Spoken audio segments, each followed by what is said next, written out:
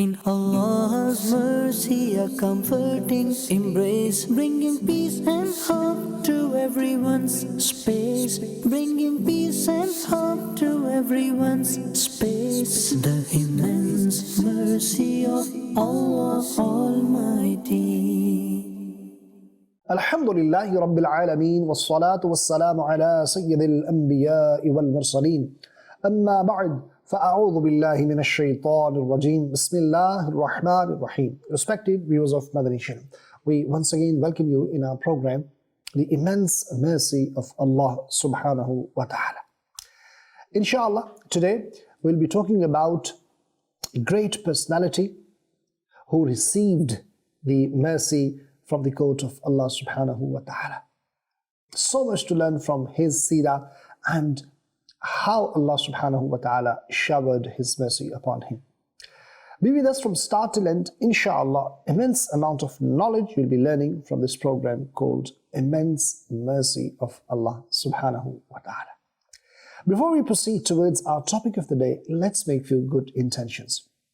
My Shaykh Tariqat, Amir of Ahl Sunnah, Hazrat Allama Maulana Muhammad Ilyas Attar Qadri, Damat Barakatumul Aliyah, has given us a beautiful mindset that we should make good intentions before we perform any permissible task or any good deed. As I am presenting this program, I make this intention, I will deliver this for the pleasure of Allah Subhanahu wa Ta'ala. You're watching, you can make this intention, you will watch from start till end. You'll remember what you learn, you'll act upon, and you'll pass this knowledge on to others too. It's always a good idea to ask your family members to come and sit in front of Madani Channel's TV screen and watch this program from start till end. Inshallah, you will learn a lot. Today we are going to talk about Sayyiduna Sufyan bin Sa'id Thawri rahmatullahi ta'ala alayh. He rahmatullahi ta'ala alayh was born in 97 after Hijri in Kufa. He lived all his life there.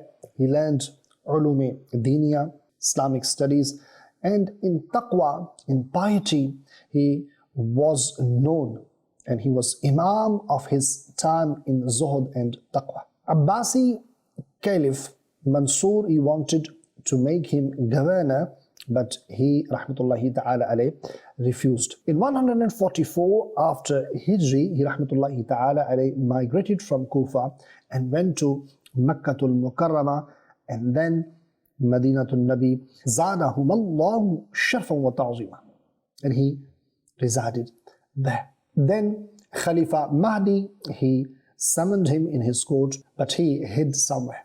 Later, from Haraman Sharifan, he rahmatullahi ta'ala alayh migrated to Basra, and in 161 after Hijri, he rahmatullahi ta'ala alayh departed from this mortal world. He rahmatullahi ta'ala alayh wrote two books known as Jami' Kabir and Jami' Saghir, and he also compiled a book on the subject of Ilm al-Fara'id. Respected viewers, if we talk about his scholarly status, which led him to attain the mercy of Allah Subhanahu wa Ta'ala, was such that he is known as Amirul Mu'mineen fil Hadith.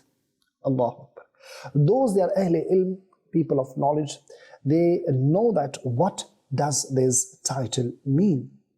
Yes, it is the most highest title amongst the titles given to ulama of hadith. Ulama kiram, they have categorized these scholars of hadith in different categories. Now, some are known as Musnid, some as Muhaddith, some as Hafizul Hadith, some as Hujjat fil Hadith, some as Hakim fil Hadith. And respected viewers of Madani Channel, certain darajat, because this is not the topic, but just to give you a little bit clue that hundreds of thousands of ahadith knowledge one should have when he gets such titles. And you know what is the most highest title of such ulama who attain is Amirul Mu'mineen fil Hadith. And some of them who are ranked at the highest title are Sayyiduna Sufyan Suri rahmatullahi ta'ala alayh, Sayyiduna Abdullah bin Mubarak, Sayyiduna Imam Ahmad bin Hanbal, Sayyiduna Imam Bukhari rahmatullahi ta'ala alayh, Sayyiduna Muslim, Sayyiduna Hafiz Ahmad bin Ali Hajar Asqalani, Sayyiduna Ala Hazrat Imam Ahmad Rida Khan alayh rahmatur rahman. So from this we can understand his scholarly status of Sayyiduna Sufyan Suri rahmatullahi ta'ala alayh, that he was known in his time as Amirul Mu'mineen fil Hadith. He rahmatullahi ta'ala alayhi himself says that my memory is such that whatever I remembered, I learnt, I never forgot. Hundreds of thousands of ahadith knowledge one should have when he gets such titles. And you know what is the most highest title of such ulama who attain is Amirul Mu'mineen fil Hadith. And some of them who are ranked at the highest title are Sayyiduna Sufyan Suri rahmatullahi ta'ala alayh, Sayyiduna Abdullah bin Mubarak, Sayyiduna Imam Ahmad bin Hanbal, Sayyiduna Imam Bukhari rahmatullahi ta'ala alayh, Sayyiduna Muslim, Sayyiduna Hafiz Ahmad bin Ali Hajar Asqalani, and Sayyiduna Ala Hazrat Imam Ahmad Rida Khan alayh rahmatur rahman. So from this we can understand his scholarly status of Sayyiduna Sufyan Suri rahmatullahi ta'ala alayh, that he was known in his time as Amirul Mu'mineen fil Hadith. He rahmatullahi ta'ala alayh himself says that my memory is such that whatever I memorized, I learnt, I never forgot. This was his memory. Respected viewers, if we talk about Sayyidina Sufyan Suri rahmatullahi ta'ala alayh, when he departed from this mortal world, after seeking knowledge, after serving hadith, after serving Quran, after serving the religion of Deen Islam, after doing ibadah, performing worship, after spending his life in zuhd, in taqwa, in piety, right? After spending his life for the sake of the religion of Allah and His Messenger. So what happened? What reward he attained? How he accumulated and received the mercy from the court of merciful Lord Azza wa Jal. This is what we would like to now see in this beautiful program, the immense mercy of Allah subhanahu wa ta'ala. Hazrat Sayyidina Sufyan Suri rahmatullahi ta'ala alayh was seen in a dream, and it was asked, Ma fa'ala Allahu bika? Meaning, how did Allah subhanahu wa ta'ala treat you? It was replied, Allah subhanahu wa ta'ala showed mercy. Subhanallah. I was treated with mercy by the merciful Lord Azza wa Jal. Then it was asked, what about Sayyidina Abdullah bin Mubarak rahmatullahi ta'ala alayh?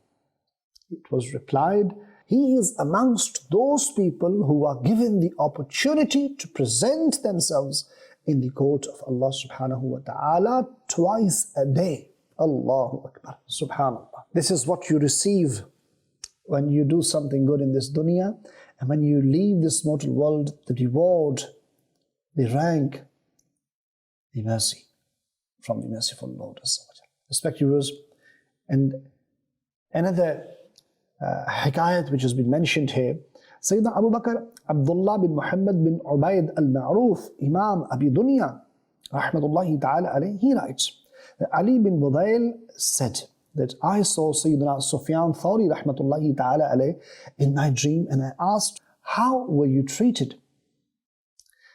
Then it was replied, Allah subhanahu wa ta'ala forgave me because of the reason of seeking knowledge of hadith.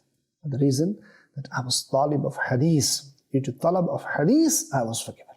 We should also reflect what is our attachment with the hadith of Rasul sallallahu ta'ala alayhi wa sallam. Sayings of the Prophet alayhi salatu wasalam. How many hadiths do we know? Respect you, certain muhaddiseen who were given the titles we were talking about earlier.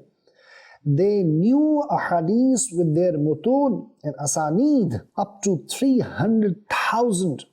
Allahu Akbar. Some knew 200,000, some knew 100,000 ahadith, even some knew more, and many knew thousands of ahadith they remembered by heart. This was their sharaf.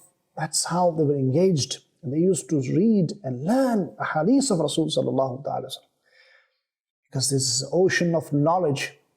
And Rasulullah sallallahu ta'ala alayhi wasallam gave us, we read many motivational quotes, we read many books, we read many authors in order to excel and to learn, because there was no one born or will be born more intelligent than Rasulullah sallallahu ta'ala alayhi wasallam.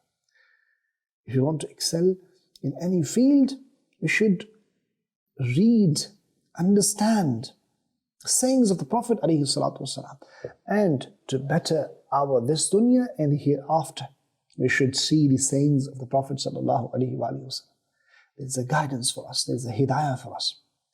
And through this, we can attain mercy from the merciful Lord Azza wa Jal, as Sayyiduna Sufyan Suri rahmatullahi ta'ala alayhi received. Let me mention you, Sayyiduna Abdullah bin Mubarak rahmatullahi ta'ala alayhi says, he himself was a great Imam. He was also known as Amir al-Mu'mineen fil Hadith. He saw Sayyiduna Sufyan Suri rahmatullahi ta'ala alayhi in his dream and said, "How were you treated?" It was replied, "I reached and met with Rasulullah sallallahu alayhi wa sallam and his companions alayhim ridwan." So, alhamdulillah. पहुंचे पहुंचने वाले तो मंजिल मगर शाह, पहुंचे पहुंचने वाले तो मंजिल मगर शाह, उनकी जो थक के बैठे सरे राह ले खबर. That is the manzil, that is the destination every believer wants, that is the abad, the proximity of Rasulullah sallallahu alayhi wa sallam, proximity of Sahaba Ikram alayhim ridwan. If someone gets that, what else does he need, my dear respected viewers? And this was attained through mercy of Allah subhanahu wa ta'ala. This was attained through seeking knowledge of Deen Islam.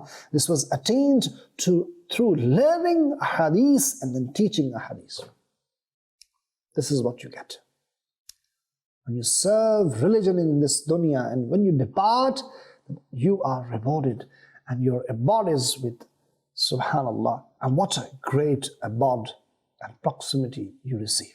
Sayyidina Abu Bakr Abdullah bin Muhammad bin Ubaid al-Ma'ruf Imam Abi Dunya rahmatullahi ta'ala alayhi says that, I heard Sayyidina Musa bin Hamad alayhi rahmatullahi al-Jawad, that he says, I saw Sayyidina Sufyan Suri rahmatullahi ta'ala alayhi in my dream. I saw him that he would fly from one tree to another in Jannah, and he was just roaming around. I asked, "O Abu Abdullah, how did you attain this status?" He said, "Due to taqwa, piety." And I asked, "What about Sayyidina Ali bin Asim rahmatullahi ta'ala alayhi?" It was replied, "He is elevated to such rank above us that we see him the way we see stars on the horizon from the earth." Such an elevated station and maqam is given to Sayyidina Ali bin Asim rahmatullahi ta'ala alayhi. These were great scholars. These were great people of taqwa when they left this mortal world. This was the maqam, this was the station, this was the mercy they received. What is taqwa? Taqwa is a person should refrain from such thing which could become displeasure of Allah subhanahu wa ta'ala. A person should not be found where his Rabb Ta'ala Azza wa Jal does not want him to be. Taqwa is fulfilling fara'id, wajibat and sunnah. Taqwa is refraining oneself from haram and even saving oneself from shubhat, anything which may put him into doubt, which may put him into a fear that this person will have loss in his deen and iman. Even because of that fear, people, they refrain from such acts, those things. And this is just saving yourself, protecting yourself, and just seeking the pleasure of Allah subhanahu wa ta'ala. Following the commandment of Allah subhanahu wa ta'ala. Refraining from what has been forbidden and doing what has been ordered. In simple words, this is taqwa. And respected viewers, Rasulullah alayhi salatu wasalam, to educate his ummah, used to make this dua. Allahumma inni as'aluka al-huda وَالتُّقَى وَالْعَفَافَ وَالْغِنَى. So this is how we've been educated to ask taqwa in the court of Allah subhanahu wa ta'ala. May Allah subhanahu wa ta'ala grant us taqwa for the sake of Sayyiduna Sufyan Suri rahmatullahi ta'ala alayh. The way Allah subhanahu wa ta'ala showered His mercy upon Sayyiduna Sufyan Suri, and the way he was stationed at very high place in Jannah. Allahu Akbar. He received mercy from the merciful Lord Azza wa Jal. We pray, may Allah subhanahu wa ta'ala also shower His mercy upon us, sinners. Ameen. Bijahin Nabil Ameen. That's all for today. We'll be back with another beautiful episode tomorrow, same time, same channel. Until next time, keep reciting Salat upon Nabi alayhi salatu wassalam. Sallu ala al-Habib. Sallallahu ta'ala ala Muhammad. Sallallahu alayhi wasallam. In Allah's mercy, a comforting embrace, bringing peace and hope to everyone's space, bringing peace and hope to everyone's space. The immense mercy of Allah Almighty